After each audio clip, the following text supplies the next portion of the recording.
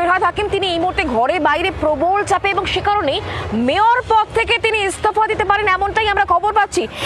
দেখো, যেমনটা জানা যাচ্ছে যে একেবারে প্রকাশ্যে বলা যায় যে ঘরে বাইরে বিপাকে ফিরহাদ হাকিম, কারণ পুরসভা তার কথা শুনে চলছে না এবং গোটা বিষয়টা বুঝতে চাইছেন না মমতা বন্দ্যোপাধ্যায়। দেখো, আমরা যেমনটা দেখলাম যে একের পর এক পুরসভার সিদ্ধান্তে ফিরহাদ হাকিম তিনি জানিয়েছেন যে তিনি কিছুই জানতেন না, কিন্তু দেখো তিনি যে ডিপার্টমেন্টের এবং এক্সিকিউটিভ দুটো আলাদা করে যে কথা তিনি বোঝাচ্ছেন, এই সমস্ত কিছু যুক্তিতর্কের বাইরে গিয়েও কিন্তু তিনি মেয়র, পুরসভার যে কোনো বড় সিদ্ধান্তই মেয়র জানবেন সেটাই স্বাভাবিক, কিন্তু তারপরেও তিনি জানতেন না কেন, এইটা নিয়ে কিন্তু ক্ষোভ প্রকাশ করেছেন মমতা বন্দ্যোপাধ্যায়, যেমন সূত্র অনুযায়ী খবর। দীর্ঘ 15 বছর পর রাজ্যে রাজনৈতিক পালাবদল ঘটেছে। নবান্ন তো দখলে নিয়ে নিয়েছে বিজেপি। এবারে তাদের নজর কলকাতার ছোট লালবাড়ি অর্থাৎ কলকাতা পুরসভা, যে পুরসভার মেয়র রাজ্যের প্রাক্তন মন্ত্রী তথা তৃণমূল বিধায়ক ফিরহাদ হাকিম। আজকের দিনেও তিনি মেয়র, কিন্তু সেই ফিরহাদ হাকিম যে কোনো মুহূর্তে কলকাতার মেয়র পদ থেকে ইস্তফা দিতে পারেন বলে শোনা যাচ্ছে এবং এই ঘটনায় অশনি সংকেত দেখছেন রাজ্যের প্রাক্তন মুখ্যমন্ত্রী তথা তৃণমূল নেত্রী মমতা বন্দ্যোপাধ্যায়। তিনি তড়িঘড়ি কলকাতা পুরসভার 137 জন দলীয় কাউন্সিলরকে বৈঠকে ডেকেছেন তার কালীঘাটের বাসভবনে। বেনজির সংঘাত, অর্থাৎ কলকাতা পুরসভায় যে তৃণমূল পরিচালিত যে পুরো বোর্ড এবং পুরো কমিশনার অর্থাৎ যারা আধিকারিক, যারা এখন বর্তমান রাজ্য সরকারের কথায় পরিচালিত হচ্ছেন, বিজেপি সরকারের কথায় পরিচালিত হচ্ছেন, তাদের সঙ্গে বেনজির সংঘাত কলকাতা পুরসভায় তৃণমূল পরিচালিত পুরো বোর্ডের। ফলে সেই জায়গা থেকে তড়িঘড়ি কালীঘাটের বাসভবনে মেয়র ফিরহাদ হাকিম সহ তৃণমূলের 137 জন কাউন্সিলরকে নিয়ে জরুরি বৈঠকে বসেছেন দলনেত্রী মমতা বন্দ্যোপাধ্যায়।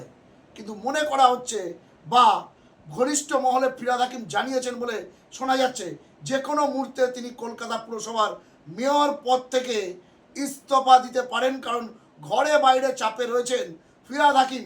একদিকে যেমন তৃণমূলের সর্বভারতীয় সাধারণ সম্পাদক অভিষেক বন্দ্যোপাধ্যায়, তার যে বাসভবনগুলি রয়েছে বা কলকাতার বুকে তার যে সম্পত্তিগুলি রয়েছে সেগুলি অনেকাংশেই অবৈধ বলে পুরসভার তরফ থেকে নোটিশ পাঠানো হয়েছে। সেই অবৈধ নির্মাণ ভেঙে ফেলার কথা বলা হয়েছে। যদিও ফিরহাদ হাকিম প্রথম দিন থেকে বলে আসছেন যে এ ঘটনার কিছুই তিনি জানেন না, কারণ তারা জনপ্রতিনিধি, তাদের কাজ হলো পলিসি মেকার, পলিসি মেকিং, অর্থাৎ তারা পলিসি তৈরি করবেন এবং সেটা ইমপ্লিমেন্ট করবে পুরসভার আধিকারিকরা। কিন্তু এত বড় বড় ঘটনা ঘটে যাচ্ছে পুরসভায়, অথচ মেয়র ফিরহাদ হাকিম জানছেন না অথবা তাকে জানানো হচ্ছে না।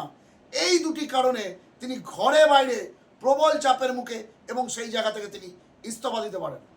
অন্যদিকে মমতা বন্দ্যোপাধ্যায় যেন তেন প্রকারেণ কলকাতা পুরো বোর্ড বাঁচাতে তড়িঘড়ি বৈঠক ডেকেছেন। আপনারা জানেন আগামী ডিসেম্বরেই কলকাতা পুরসভার নির্বাচন। ইতিমধ্যে কলকাতা পুরসভার 140টি আসনের মধ্যে 137টি আসন তৃণমূল কংগ্রেসের দখলে। কিন্তু সদ্য সমাপ্ত বিধানসভা নির্বাচনে, যে নির্বাচনে রাজ্যে রাজনৈতিক পালাবদল ঘটেছে, সেখানে কলকাতা পুরসভার 140টি আসনের মধ্যে 102টি আসন গিয়েছে বিজেপির দখলে।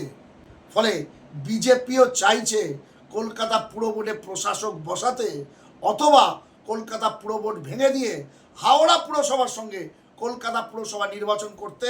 কারণ আপনারা জানেন হাওড়া পুরসভায় আইনি জটিলতার কারণে দীর্ঘদিন ধরে প্রশাসক দিয়ে পুরসভা পরিচালিত হচ্ছে, সেখানে কিন্তু কোনো নির্বাচিত পুর বোর্ড নেই। তাই রাজ্যের নতুন মুখ্যমন্ত্রী শুভেন্দু অধিকারী তিনি জানিয়েছেন পুজোর আগেই হয়তো হাওড়া পুরসভা নির্বাচন করা হতে পারে।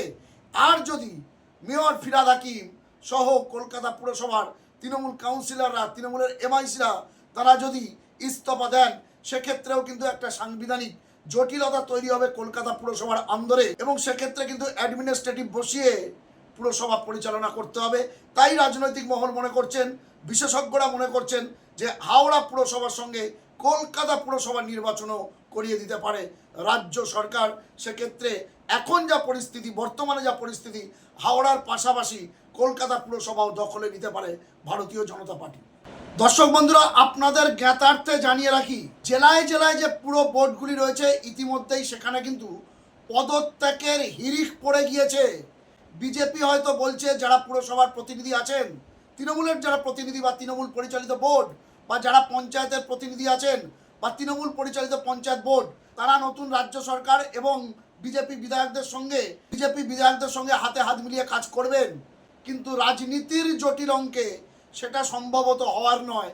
সে কারণেই কিন্তু আমরা দেখতে পাচ্ছি পুরসভা থেকে শুরু করে পঞ্চায়েতগুলি, জেলা পরিষদ, জেলায় জেলায় পঞ্চায়েত সমিতিগুলি ভাঙতে শুরু করেছে। সেখানে কিন্তু পদত্যাগের হিড়িক লেগে গিয়েছে। ফলে রাজ্য জুড়ে যদি খুব শীঘ্রই পুরসভা ভোট হয়, পুজোর আগেই যদি হয়, তাহলে কিন্তু অবাক হওয়ার কিছু নেই। সেক্ষেত্রে কলকাতা কর্পোরেশনও কিন্তু ব্যতিক্রম নয়। অন্যদিকে আমরা যেটা দেখতে পেলাম, সাংবিধানিক সংকট কিন্তু ইতিমধ্যেই কলকাতা পুরসভার অন্দরে তৈরি হয়ে গিয়েছে। কলকাতা পুরসভার যিনি কমিশনার এবং নতুন যাকে সচিব করেছে নতুন বিজেপি পরিচালিত রাজ্য সরকার, তারা কিন্তু পুরসভার যে পুরো অধিবেশন প্রতি মাসে অন্তত একবার করে করাটাই বিধি। যদি না করেন সেক্ষেত্রেও কিন্তু পুরো বোর্ড ভেঙে দেওয়া হতে পারে। এবং আজকে আমরা যেটা দেখতে পেলাম, কলকাতা পুরসভার পুরো কমিশনার এবং কলকাতা পুরসভার যে পুরো সচিব, তারা কিন্তু অধিবেশন কক্ষের চাবি দেননি বলে অভিযোগ করেছেন কলকাতা পুরসভার চেয়ারপারসন মালা রায় এবং মেয়র ফিরহাদ হাকিম। অধিবেশন কক্ষে তালা ঝোলানো দেখে অগত্যা তারা কাউন্সিলার্স ক্লাব অর্থাৎ পাশের একটি কক্ষে তারা কিন্তু বসে, যেখানে কোনো মাইক নেই, অধিবেশন হওয়ার মতো ইনফ্রাস্ট্রাকচারও নেই, সেখানে বসে তারা খালি গলায় কিন্তু অধিবেশনটি চালিয়ে নিয়ে যায়। কিন্তু এটা কতদিন? এরমভাবে তো চলতে পারে না।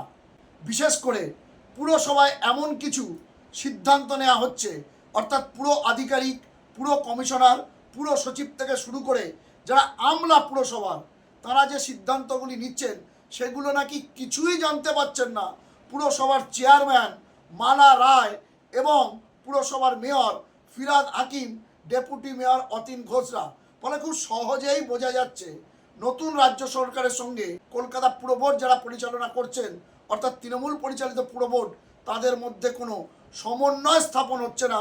ফলে সেক্ষেত্রে কিন্তু এমনিতেই কলকাতা পুরসভার মতো গুরুত্বপূর্ণ পুরসভা, এত বড় একটি পুরসভা সাংবিধানিক সংকটে পড়তে চলেছে। আর সাংবিধানিক সংকটে পড়া মানেই কিন্তু মানুষ, সাধারণ মানুষ, কলকাতার বাসিন্দারা, তারা কিন্তু পুরো পরিষেবা থেকে ব্যাহত হবেন। সামনেই বর্ষাকাল, ডেঙ্গুর প্রকোপ হবে, জল জমবে। সেক্ষেত্রে যদি তৃণমূল পরিচালিত পুরো বোর্ড আর পুরো আধিকারিকদের মধ্যে যদি কম্বিনেশন না থাকে, তাহলে কিন্তু মানুষ খুব বিপদে পড়বে।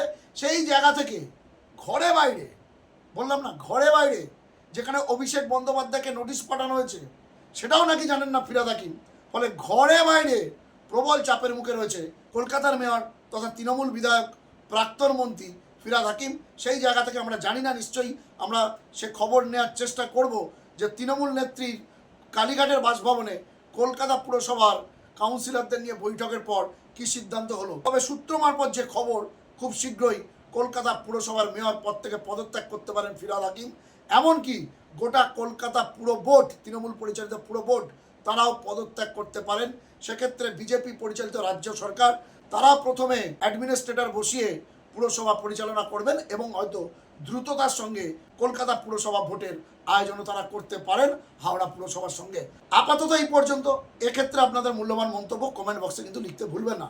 আপনাদের গুরুত্বপূর্ণ মতামত ও পরামর্শ খবর আলো সম্রাট ইউটিউব চ্যানেলকে আরও সমৃদ্ধ করবেন। ভালো থাকবেন, সুস্থ থাকবেন, সতর্ক থাকবেন। খবর আলো সম্রাট ইউটিউব চ্যানেলের সঙ্গে থাকবেন। নমস্কার।